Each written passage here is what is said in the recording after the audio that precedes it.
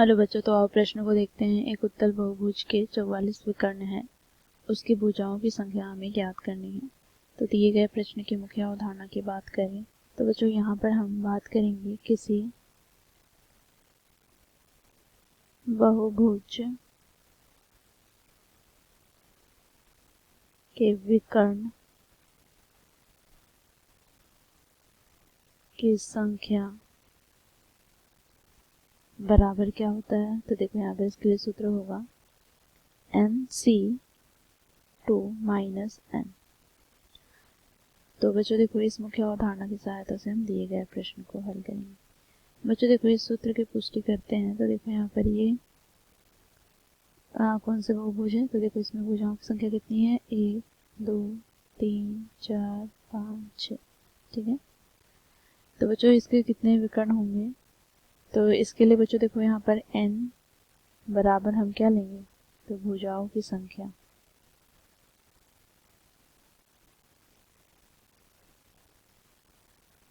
और इस प्रकार हम इस सूत्र में n का मान रखकर विकर्ण की संख्या ज्ञात कर सकते हैं किसी बहुभुज में। तो आप प्रश्न को देखते हैं। तो प्रश्न में क्या कहा जा रहा है, एक उत्तल बहुभुज के 44 विकर्ण हैं, तो उस उत्तल बहुभुज में कितने भुजाएं हैं, इसकी संख्या हमें ज्ञात करनी है। तो देखो प्रश्न में हमें दिया गया है किसी एक उत्तल बहुभुज के विकर्णों की संख्या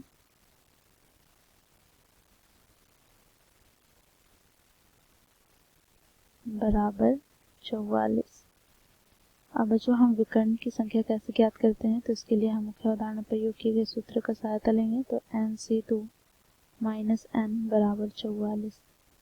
बच्चों देखो यहाँ पर NC2 को हम क्या लिख सकते हैं, तो देखो यहाँ पर n का फैक्टोरियल बटे में यहाँ से क्या आ जाएगा, तो n - 2 का फैक्टोरियल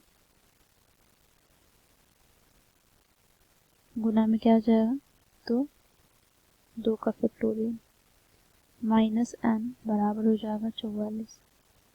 इसे आगे सरल करते हैं तो n का फैक्टोरियल को हम तोड़ कर लिखें तो हमें प्राप्त क्या हो जाएगा, तो n गुनी n-1 गुना में n-2 का फैक्टोरियल बटे में क्या है।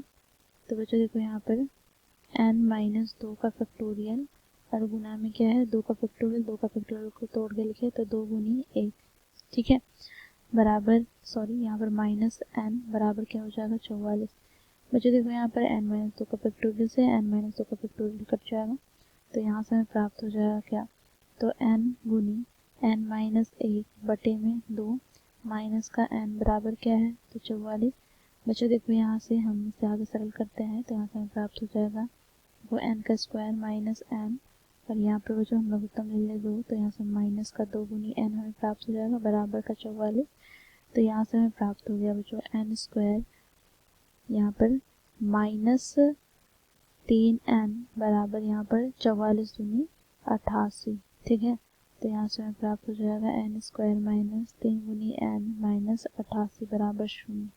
बच्चों देखो यहाँ पर n की अधिकतम घात 2 है, अर्थात बच्चों यह एक द्विघात समीकरण है।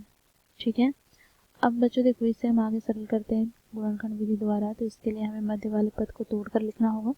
तो आओ देखते हैं कैसे तोड़ेंगे।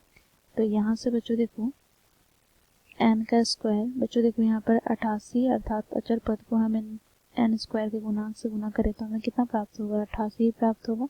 अब बच्चों देखो 88 को 2 भागों में इस प्रकार तोड़कर लिखें कि हमें घटाने पर क्या प्राप्त आना चाहिए, 3 प्राप्त आना चाहिए। तो आओ देखते हैं कैसे।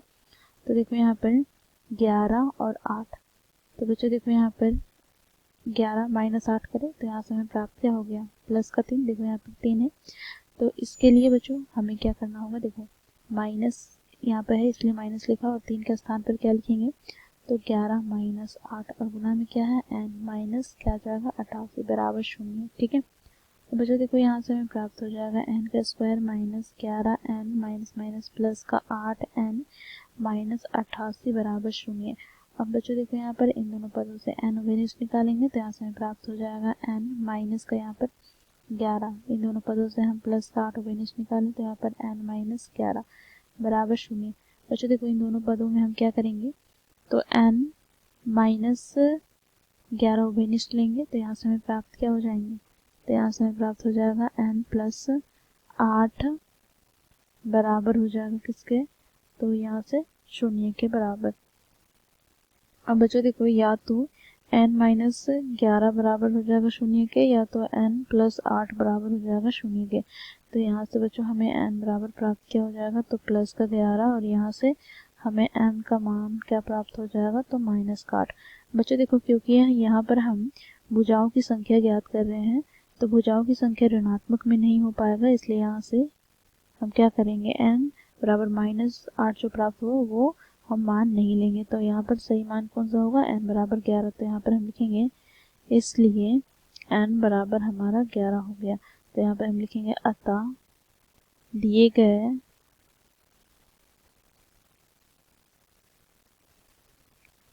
उत्तल बहुभुज में भुजाओं की संख्या